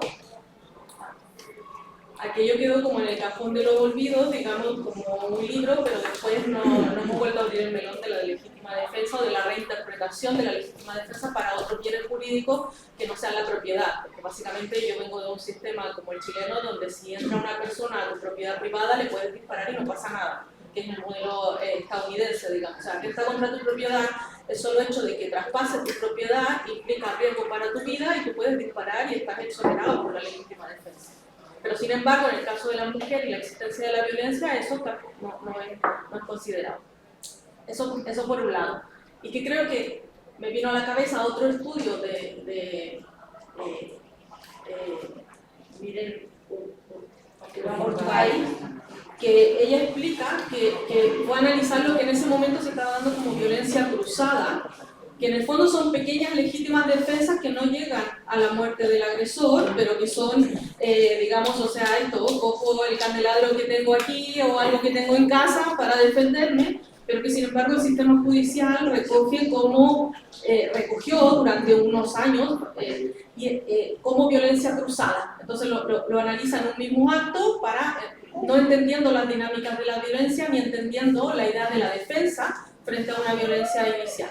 Y ella lo que muestra es que incluso, y esto es como ya aún peor, que es que ella demuestra cómo las mujeres son más castigadas en esta violencia cuando aún existe el delito de violencia de un hombre hacia una mujer, pero que el promedio de las penas en el territorio de Álava es más alto cuando son las mujeres las que se defienden, digamos en esa llamada comillas de violencia cruzada, son más altas que el castigo que hay a los hombres, porque ellas transgreden este mandato de defenderse. Entonces creo que también es interesante como mirarlo como el sistema penal en realidad nunca ha reconocido esa idea de defensa ni en la muerte del agresor ni en otros actos de defensa, podríamos decir, con lesiones menores. Y sí que creo que hay un caso que, de hecho, ahora acabo de terminar el acompañamiento en un TFM que se va a leer ahora aquí, que analiza los casos en Argentina, y un caso emblemático es el caso de Higi, con una violencia grupal correctiva, una mujer lesbiana con expresión de género masculina y que es agredida sexualmente, digamos, por varios hombres, y en una de esas violaciones ella coge, ya no recuerdo si era una piedra, un tocho o algo, ahora no lo tengo, le da en la cabeza y lo mata. Y la única que entra en prisión preventiva es ella. Y ellos tienen libertad provisional. Y este sí que es un caso donde hay una abogada feminista, donde hay movimiento feminista que apoya, aún así ella pasó varios meses en prisión preventiva, pero se logra la excarcelación y se logra la absolución de ella. Entonces yo creo que sí que marca la diferencia también este acompañamiento feminista, que aquí lo vemos como un poco en esta contradicción de la monja que dice, pues ella está defendiendo y su hijo le necesitan y hay una violencia, pero creo que hoy en día sí que hay algún caso, y ahí lo estamos viendo más desde el sur global, digamos, en estos casos, y donde vuelve a aparecer ahora es en los casos de violencia sexual. Esto de, en México también hay una condena a una mujer por 6 años por agredir también, digamos, a su violador, pero como ella tiene una condena mayor que la del agresor sexual. Entonces sí que hay casos contemporáneos, pero hace mucha diferencia el caso de Higi.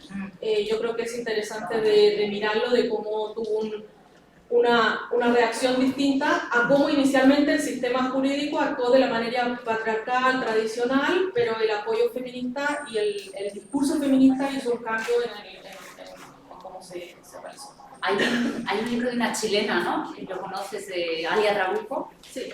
También que Eva, permíteme 2 segundos, a propósito de lo que planteaba Lorena. No hace falta, digamos, tenemos un caso reciente en Barcelona de hace varios meses en los que un tipo le toca por debajo de la minifalda a una mujer en una discoteca, ella reacciona con un impulso, le rompe un vaso en la cara y la condenan a ella y no a él. ¿Cómo terminó esto? ¿Sabéis? No. Claro, luego hay muchas noticias de pequeñas agresiones, es decir, que ellas no se los cargan, ¿no? Que reaccionan físicamente, ¿no? Estos hay un montón de noticias. Bueno, yo una pregunta, porque sí que llama la atención el tema de los hijos, justamente. Ya no tanto para la madre, hay una madre y abnegación, sino los que ayudan. Entonces, bueno, no, preguntaros si hay algún relato alrededor de que, aparte, el nivel de violencia que deben haber ocurrido estos críos, como para que en 14 años hagan eso. Bueno, preguntar cuál es si es que hay algún relato alrededor de eso. Alienación parental. Sí. Yo no sé. Manipulados, ¿no? Son manipulados. Bueno, o sea, sí, yo no sé si esto está por aquí Laia, pero sí. Bueno, hay otro, hablando de melones, hay otro que tiene que ver con la violencia vicaria, ¿no? O sea, ¿qué pasa con las criaturas? ¿Qué pasa con los hijos y las hijas que están también en ese tipo de, digamos, de situaciones? Claro, pero lo que pregunta era si el relato sobre los hijos son... Claro, es que sí, Si hay algo que te llama la atención. Que todo lo planifican las madres, que son las malas.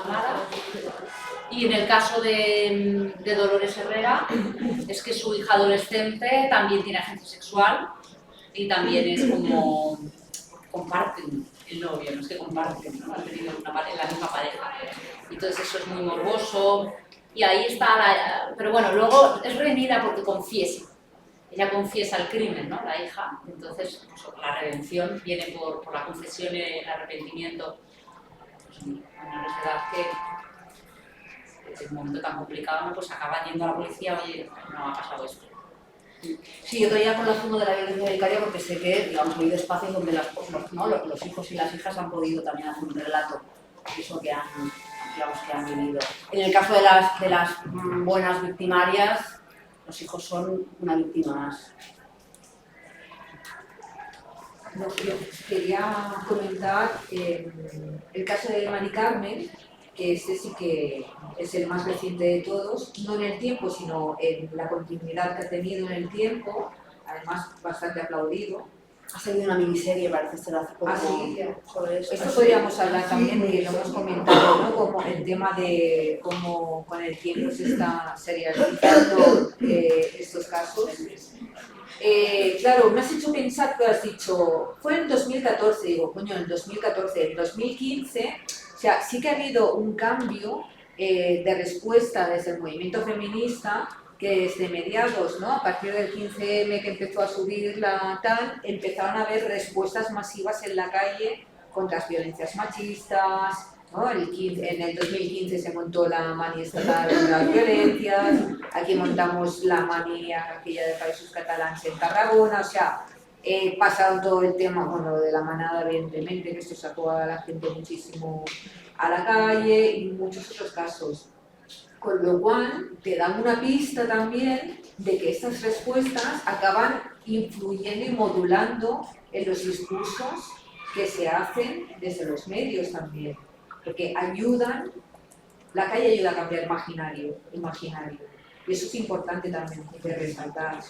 Lo digo porque justamente en esto que se ha planteado, ¿no? Del crecimiento de la extrema derecha, a ver, es algo de perogrullo, lo que voy a decir, de lo que estoy diciendo, vamos, que ya lo sabemos todas, pero es para reafirmarnos un poquito en que ocupamos el espacio político de la calle y lo seguimos manteniendo de alguna manera, que es lo que va a ayudar a impulsar ese cambio de imaginarios, que va a presionar a prensa, que seguramente va a presionar a aparatos, ¿no? A los circuitos jurídicos, etcétera, etcétera, y que en definitiva es importante estar ahí. Ahora bien, la manera del 25N, momentos publicitarios, será importante salir otra vez a tope y estar ahí ocupando el espacio. Bueno, el eslogan ante la duda tú la viuda, ¿no? Efectivamente.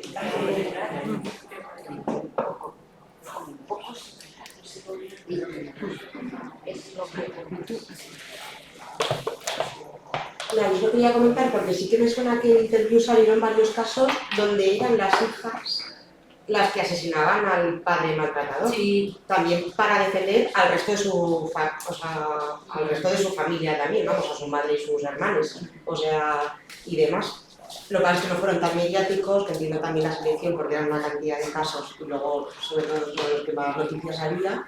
Y en esos momentos, por lo menos en el interview las que vimos, no como que más o menos eran medio comprensibles con la actitud de la menor de defenderse, más o menos, o sea, solo animar, así como grosso modo.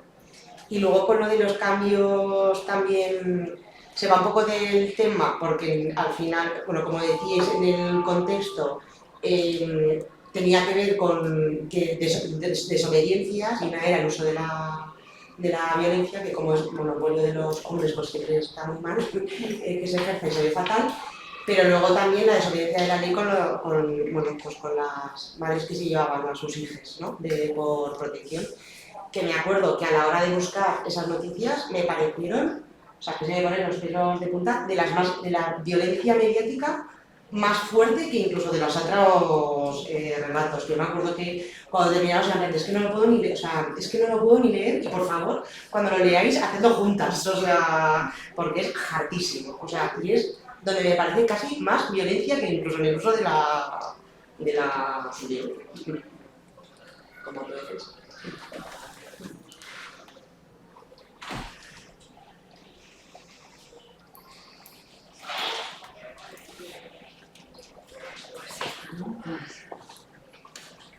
Pues ya está. Sí, nada, hay poca cosa, pero que sí que con ante la viuda y estas cosas, yo sí que creo que en el sentido común muy general de muchas mujeres se justifica la defensa del modo que sea, utilizando la violencia también como autodefensa ante la violencia machista, ¿no? Se justifica. ¿Para qué la justificamos? La entendemos. No las feministas, sino yo creo que grandes capas de población. Eso es lo que pienso. La judicatura parece que no. Claro, pero eso pasa en muchas cosas. O sea, eso pasa también, estáis hablando de lo de la violencia vicaria y todo eso, y yo no soy jurista ni nada, pero creo que en tanto en cuanto las madres denuncian que sus hijos sufren abusos sexuales por parte de los padres, se les arrebatan los hijos. O sea, muchas veces se quedan sin los hijos, o sea, que es completamente incoherente e incongruente lo que pasa en la justicia. Pero yo creo que socialmente, con el tema de la violencia machista, el reconocimiento de defenderse utilizando todos los medios, creo que es popular. La verdad. Bueno, yo ahí discrepo un poco, porque, o sea, sí, pero por hablar de los casos que hemos estudiado, el de Mari Carmen García, cuando violan a su hija es un pueblo. Ellos no son del pueblo, eran de otro, lo típico que son de otro pueblo, ¿no? Bueno, total, que el tipo, el pincelito, que también tiene mote, el tipo viola a la niña, y a la niña la viola un fin de semana, la niña va al colegio el lunes. Entonces todo el pueblo defiende al que es del pueblo, el que es del pueblo. Un tipo conocido en el pueblo, un señor normal. Nosotros somos de otro pueblo, que han venido aquí hace poco. Y entonces a ella le ponen de mote la viola, a la niña de 13 años. Y todo el pueblo dice que si el lunes fue al colegio la niña, ¿por qué no la viola? Quiero decir que el clima social reciente, ¿no?, en un pueblo se pone de parte del violador de una niña. Que él acaba siendo condenado, o sea, porque sí, es cierto que lo demuestra que la viola, y el pueblo está a favor de él y no de la niña, que se acaban yendo del pueblo, evidentemente, después, ¿no? Y ya ella, la otra, quiero decir, para entender también por qué esta mujer acaba quemando ya este tipo, en plan, es que no puede más. Bueno, porque está sola, ¿no?, ante la ley. Está sola ante la ley, pero también ante lo social, quiero decir, es obvio de cajón un tipo que viola a una niña. Pero, fíjate, no. Porque es un arrebato, ¿no? La única manera es... Sí, yo también coincido que no es, o sea, la aceptación social o el reconocimiento social no es tan grande. Hay casos que sí, cuando hay un asesinato hay una respuesta, por ejemplo, últimamente una mujer, bueno, en Nuevo Barris, ¿no?, que la lanzaron por la ventana. Esto ha creado como una catarsis y ha habido, o sea, es la primera vez que he visto pues una movilización del barrio, o sea, como una cosa que ha llegado a la gente. Pero yo creo que todavía cuesta mucho hacer esa aceptación o detección de que se está dando una violencia, de que te creen, ¿me entendéis? O sea, que creo que un esfuerzo que hay que hacer es porque ese reconocimiento social pueda evitar, ¿no?, que tenga que utilizar una autodefensa de asesinato, ¿no? Es decir, que también dentro de lo de la no violencia te planteas que es necesario, o sea, que es lícito que haya autodefensa y respuesta por parte de las mujeres, pero yo creo que hay una responsabilidad social que se tiene que de alguna manera pagar de alguna manera antes de todo eso. Y eso cuesta mucho en las familias, en las escuelas, en los trabajos y socialmente, ¿no? Aparte de las instituciones, pero la sociedad en sí tiene unas gafas oscuras. Yo creo que lo que decías, Esther, o como explicabas antes, de los casos donde las mujeres, claro, casos mediáticos, mujeres en situación de violencia escriben cartas a estas mujeres presas. Quienes tienen, yo creo, esa empatía son mujeres que hemos vivido la violencia machista. Y puedes llegar a sentir el deseo de ojalá se muera este tío, ¿no? Igual no lo mato yo, pero si lo atropella un camión no me iría mal. O sea, quiero decir, el deseo de muerte de un maltratador o de un agresor, eso está. Yo creo que todas esas mujeres que, ¿no?, si hemos conocido esas violencias heavies, eso está de alguna manera. La Virgen Despentés, en teoría King Kong, dice, yo vuelvo una y otra vez al día a la noche en que me violaron, que llevaba una navaja y por qué no la utilicé. Entonces se culpabiliza de no haber reaccionado, ¿no? Entonces, ¿no?, que también ella expresa un deseo muy de, hostia, le tenía que haber dado. Ja, però això té un costat molt quasi romantitzat, perquè és 20 anys d'aguantar violència, després m'he de menjar 20 anys de trullo. Pues no sé si se da cuenta. Claro, claro, es un disciplinamiento. Lo que deia la Montse, que una dona que assassina és un fracàs social. Totalment. Perquè no hi ha un ningú, Totalment. no hi ha cap alternativa literària, ni institucional, ni de cap tipus. Llavors, hosti, Perquè sabem. perquè és aquesta dona sap perfectament quan arriba a aquest nivell, a aquesta decisió, que res li s'ha de fer ràpid, perquè en realitat és una immolació.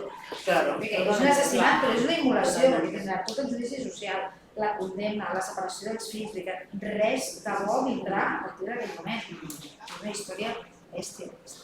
Sí, no és res romantitzat, vull dir, per això jo crec, bueno, és una cosa també que la diu la Despedimos, més gent, és que no hi ha una reacció perquè sabem què passarà després, perquè la repressió serà brutal, sabem, no? Si les dones són condemnades per les mateixes, no? Les mateixes accions, no? Són més condemnades, sabem que rebrem un càstig molt més fort, no? I ho sabem, això. I que aquestes dones, probablement, per exemple, quan hi ha crims d'homes a dones, doncs hi ha vegades que ells foten el camp. Però aquestes dones, sobretot si hi ha fills, no marxaran. Ni fugiran, ni s'amagaran, és allò de dir rendició. No hi ha... Es que, en efecto, si vamos al repaso mediático, lo que planteaba antes Elena, es un bajón. O sea, es que estar sosteniendo el tiempo, en los meses, el trabajo de lectura de sistemática, o sea, es dolor, sufrimiento y, en efecto, esa sensación de fracaso político, social, porque el coste que han pagado estas mujeres y sus hijos y sus hijas es inabarcable. Pero nos vamos con el comentario de Lolo, ¿no? Sí, estoy de acuerdo. Vamos a disputar la calle, vamos a disputar el discurso, sí, porque es lo que venimos haciendo desde que tenemos uso de razón política y aquí seguiremos. Sí, que también, bueno, que yo creo que, bueno, que supongo que lo que nos ocurre también es que más allá del objeto de la investigación, que es muy interesante y te hace ponerte a funcionar la cabeza, ¿no? Y pensar, yo creo que una cosa que nos preocupa mucho a todas es que de un modo u otro somos conscientes de que, bueno, pues de que hay, con respecto a la violencia machista, pues que ha fallado casi todo, ¿no? El tema legislativo, judicial, institucional, etcétera, y que las feministas, bueno, pues que nos tenemos que volver a poner, a juntar, a pensar colectivamente por dónde tiramos, porque estos caminos parece que no resuelven. Yo creo que eso también es la preocupación y el drama que tenemos, ¿no? Bueno, por eso nos sigue preocupando tanto todo esto. Porque es estructural, hasta que no se defina bien lo que significa estructural, pues no se puede avanzar hacia esa congruencia, ¿no?, de clase, de raza, de otros factores. Si solo se mira género y además no se mira, o sea, si están diciendo que hay que denunciar, es que apaga y vamos. Y el tema de la violencia que se tergiversa muchísimo, porque yo creo que la violencia se está, ya por ejemplo, esto me recordaba a no sé qué político dijo, Netanyahu no es bueno, pero es de los nuestros, es Occidente. este es un asesino, pero es de mi pueblo. Es mi vecino, lo conozco y es de mi pueblo. O sea, son asesinos, pero son de los nuestros. Y hay esta visión, ¿no?, también de cómo nos hemos construido dentro de esta pues, cosmovisión eurocéntrica, con unos valores, cuando somos la sociedad que más asesina y sin embargo estamos en la no violencia, una hipocresía brutal, y yo creo que hay que empezar por acabar con esa hipocresía y desde la calle, por supuesto. Pues bueno, muchísimas gracias por venir a animar a seguir.